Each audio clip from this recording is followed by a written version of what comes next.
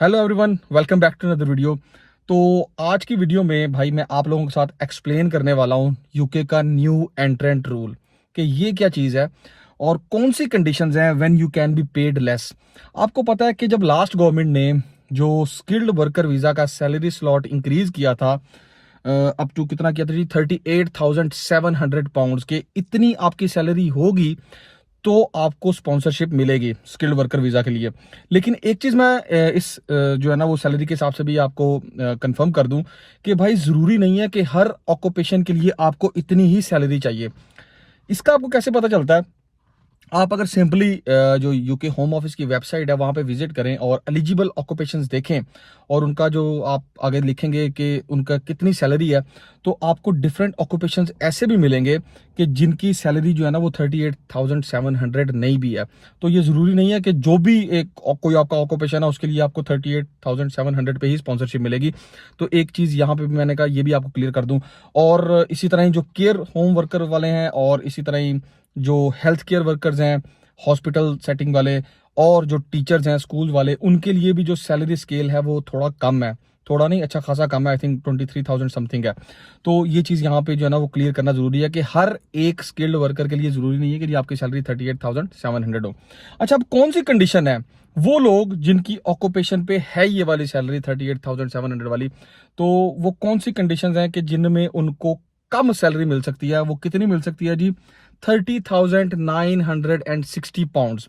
इस पे भी आपको स्पॉन्सरशिप मिल सकती है, या फिर जो भी गोइंग सैलरी है उसका 70% या 90% जो है ना वो आपको कंपनी ऑफर करे, तब भी आपको स्किल्ड वर्कर वीजा स्पॉन्सरशिप मिल सकती है। अब उसके लिए इन्होंने कुछ कंडीशंस रखी हैं। वो क्या कंडीशंस हैं वो मैं आपको क्लियर कर देता हूँ। सबसे पहली कंडीशन तो यही है कि भाई जो भी आपके पास जॉब ऑफर आ रही है, आपने सबसे पहले उसको चेक करना है। वो वाली जॉब इमिग्रेशन लिस्ट यानी कि इनकी जो स्किल्ड वर्कर वीजा की जो लिस्ट है उसके अंदर फॉल करती भी है कि नहीं। मैं एक आपको एग्जांपल देता हूं। जो मुझे एक कंपनी ऑफर कर रही है जी रिसर्च असिस्टेंट की जॉब, ठीक है। अब अगर मैं न्यू एंट्रेंट रूल के लिए क्वालिफाई करता हूं लेकिन वो जॉब मेरी इमिग्रेशन लिस्ट में है ही नहीं, तो भाई इस पे आपको स्पॉन्सरशिप नहीं ऑफर हो सकती। तो सबसे पहले तो आपने ये इनकी वेबसाइट पर जाकर चेक करना है। उसके अलावा क्या कंडीशंस हैं वो मैं आपको पढ़ के बता देता हूँ, सामने स्क्रीन पे भी शो हो जाएंगी। यू आर अंडर 26, 26 साल से आपकी एज कम हो, स्टडिंग, आप कुछ पढ़ रहे हैं यहाँ पे, या फिर और आर रिसेंट ग्रेजुएट और इन अ प्रोफेशनल ट्रेनिंग। इनमें से अगर आप कोई भी एक काम कर रहे हैं तो भाई आप न्यू एंट्रेंट रूल पे फॉल करते हैं। इसके अंदर और क्या चीजें हैं वो मैं आपके आगे जाके एक्सप्लेन करूंगा। सेकंड चीज क्या है जी? You have a STEM, science technology engineering और मैथ पीएचडी, ठीक है। इस लेवल की अगर आपके पास क्वालिफिकेशन है तब भी आप न्यू एंट्रेंट रूल पे क्वालिफाई करते हैं।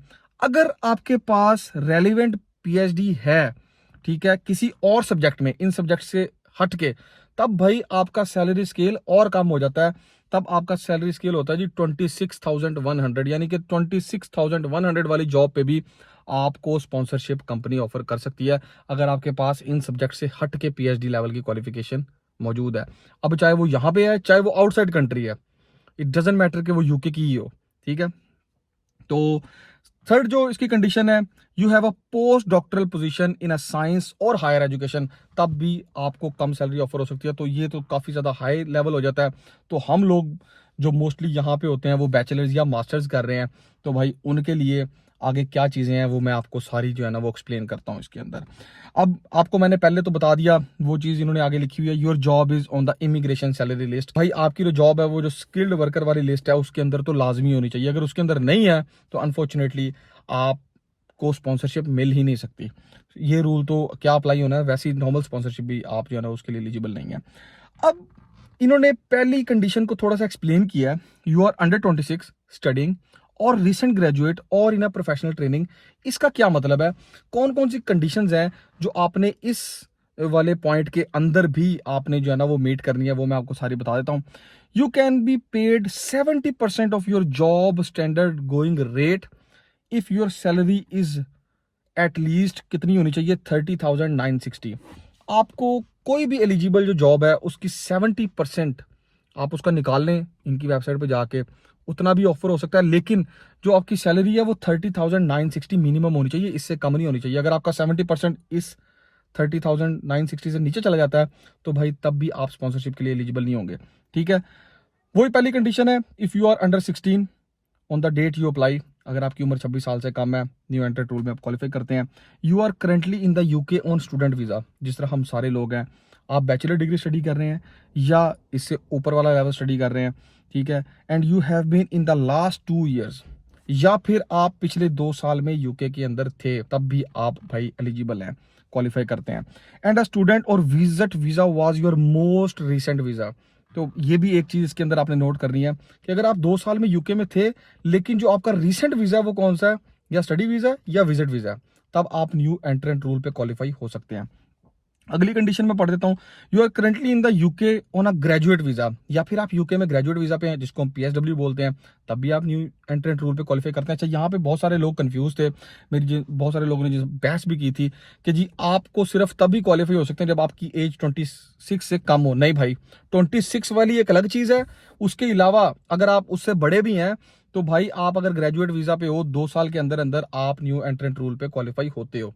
ठीक है, you will be working towards a recognised qualification in a UK regulated professions, ये एक अलग चीज आती है, आप ऑनलाइन जाके सर्च कर सकते हो कि यूके रेगुलेटेड प्रोफेशन कौन कौन से हैं, अगर उनमें आप फॉलो करते हो तब भी आप न्यू एंट्रेंट रूल लग सकता है।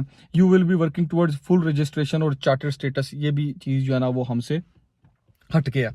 तो भाई ये सारी कंडीशंस हैं, अगर इन कंडीशंस के अंदर आप फॉलो करते हो तो आपको मिनिमम जो एम्प्लॉयर है वो आपकी ऑन गोइंग सैलरी का 70%, ठीक है, जो कि 30,960 से कम नहीं होना चाहिए, या फिर आपको 30,960 ऑफर कर सकता है अगर आप इन कंडीशंस पे पूरा उतरते हो। लेकिन एक चीज लास्ट में इन्होंने और क्लैरिफाई की है, वो क्या क्लैरिफाई किया है, your total stay in the UK can not be more than 4 years if you apply for one of these reasons.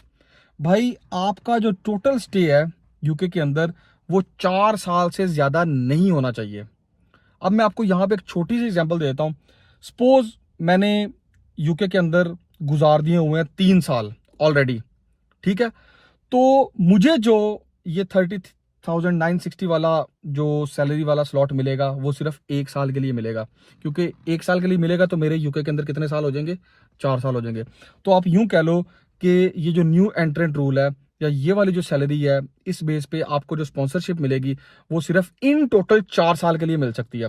अगर उसमें से पहले कुछ साल आपने यूके गुजार दिए हुए हैं किसी भी वीजा पे, लाइक स्टूडेंट वीजा पे या फिर विजिट वीजा पे, तो भाई वो इसमें से कट हो जाएंगे, ग्रेजुएट वीजा वाले भी। ठीक है, तो ये चीज भी आपने जो है ना वो इसके अंदर अंडरस्टैंड करनी है।